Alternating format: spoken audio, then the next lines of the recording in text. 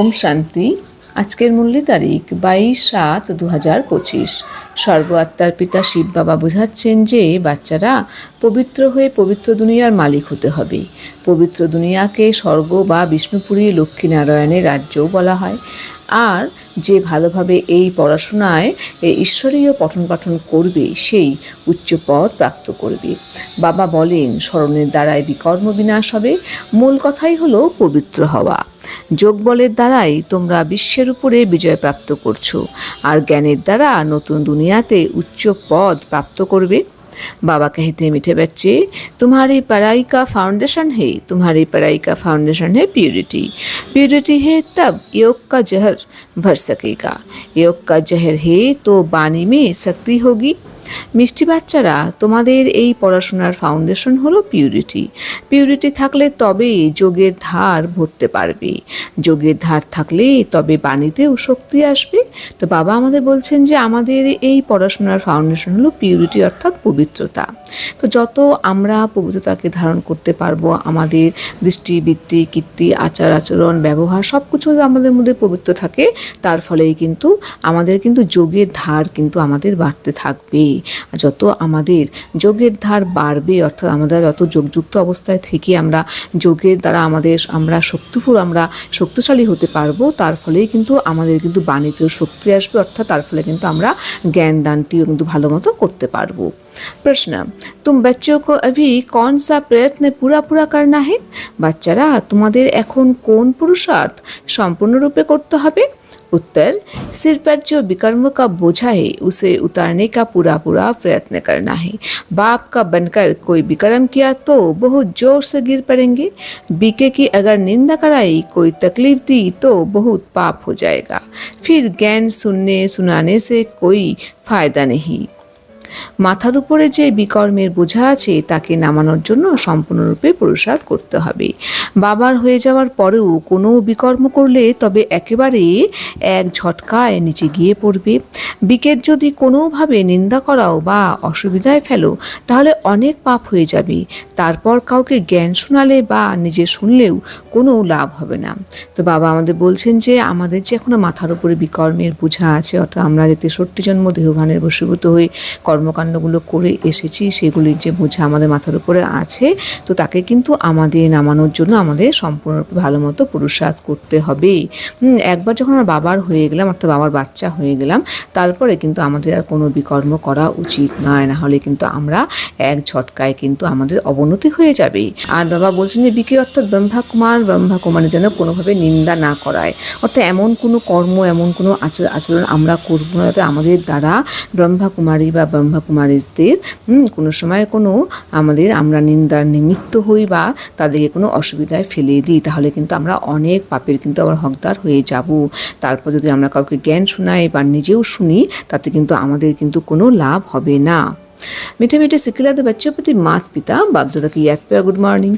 रूहानी बाप के रूहानी बच्चों को नमस्ते। हम रूहानी बच्चों की रूहानी बाप दादा को याद पे गुड मॉर्निंग, नमस्ते नमस्ते नमस्ते। धारणा के लिए मुख्य सार नंबर 1, पढ़ाई के साथ साथ पवित्र जरूर बनना है। ऐसा लायक या सपूत बच्चा बन सर्विस का सबूत देना है। श्रीमत पर स्वयं को श्रेष्ठ बनाना है। পড়াশোনার সাথে সাথে পবিত্র অবশ্যই হতে হবে। এইরকম যোগ্য বা সুপুত্র হয়ে বাবাকে সেবার সমাচার দিতে হবে। শ্রীমতে চলে নিজেকে শ্রেষ্ঠ বানাতে হবে। তো বাবা আমাদের বলছেন তোমাদের ঈশ্বরীয় পঠন পাঠনের কিন্তু সাথে সাথে বাচ্চারা তোমাদের কিন্তু পবিত্র হতে হবে। তোমরা এমন যোগ্য বা সুপুত্র বাচ্চা হও যে তোমরা সেই যোগ্য বা সুপুত্র বাচ্চা হয়ে বাবাকে তোমরা সম্পূর্ণরূপে সেবার সংবাদ হয়ে, বাবা আমি এই সেবা করছি। তোমাদের কিন্তু শ্রীমতে চলে নিজেকে শ্রেষ্ঠ বানাতে হবে। কারণ শ্রীমত অর্থাৎ বাবা কিন্তু তার মত দ্বারা আমাদেরকে শ্রেষ্ঠ বানাতে এসেছেন। তো আমরা যত বাবার শ্রীমত অনুসরণ করে চলবো, তার ফলেই কিন্তু আমরা অবশ্যই শ্রেষ্ঠ থেকে শ্রেষ্ঠতর হতে অবশ্যই সক্ষম হব। नंबर 2, स्थूल धन भी व्यर्थ नहीं गंवाना है। पतितों को दान नहीं करना है। ज्ञान धन भी पात्र को देख कर देना है। স্থূল ধনও যেন ব্যর্থভাবে নষ্ট না হয়। পতিতদের দান করো না, জ্ঞান ধনও পাত্র বুঝে দান করতে হবে। তো বাবা আমাদের বলছেন বাচ্চারা তোমরা কিন্তু স্থূল ধন কিন্তু কোনো সময় কোনো ব্যর্থ কাজে নষ্ট করবে না। কোনো সময় তোমরা কিছু পতিতদের দান করো না। আর জ্ঞান ধন তোমরা দান করবে সেটা কিন্তু তোমরা পাত্র বুঝে, অপাত্রে কিন্তু কিছু দান করো না, পাত্র বুঝে দান করো। वरदान, पुराने संस्कारों का अग्नि संस्कार करने वाले सच्चे मर्जिबा भवो। পুরনো সংস্কারের অগ্নি সংস্কার করে প্রকৃত অর্থে জীবনমৃত ভব। তো বাবা আমাদের বলছেন যে বাচ্চারা তোমরা তোমাদের পুরনো সংস্কারের অগ্নি সংস্কার করে তোমরা প্রকৃত অর্থে জীবনমৃত হয়ে ওঠো। स्पष्टीकरण, जैसे मरने के बाद शरीर का संस्कार करते हैं तो नाम रूप समाप्त हो जाता है, ऐसे आप बच्चे जब मर्जीवा बनते हो तो शरीर भल वही है, लेकिन पुराने संस्कारों स्मृतियों या स्वभावों का संस्कार कर देते हो। संस्कार किया हुआ मनुष्य फिर से सामने आए तो उसको भूत कहा जाता है। ऐसे यह भी यदि कोई संस्कार किए हुए संस्कार जागृत हो जाते हैं तो ये भी माया के भूत है। इन भूतों को भगाओ, इनका वर्णन भी नहीं करो। এমন শরীরের সৎকার করা হয় তখন রূপ সমাপ্ত হয়ে যায়, তেমনি বাচ্চারা তোমরা যখন জীবনমৃত হয়ে যাও তখন যদিও বা শরীর সেই থাকে কিন্তু পুরনো সংস্কার স্মৃতি বা স্বভাবে সৎকার করে দাও। সৎকার করা মানুষ যদি সামনে আসে তাকে ভূত বলা হয়। তেমনি এখানেও যদি সৎকার হওয়া সংস্কার আবার জাগ্রত হয়ে যায় তাহলে এও হলো মায়ার ভূত। এই ভূতকে তারাও, এর বর্ণনা করো না। তো বাবা আমাদের সুন্দর এক্সাম্পল দিয়ে বুঝিয়ে বললেন যে যখন কোনো মানুষ দেহ ছাড়ে মৃত্যু হয় তখন কিন্তু আমরা সেই শরীরে সৎকার করে দিই, তার ফলে কিন্তু তার রূপটি কিন্তু সমাপ্ত হয়ে যায়, কারণ শরীর বিনষ্ট হয়ে যায়।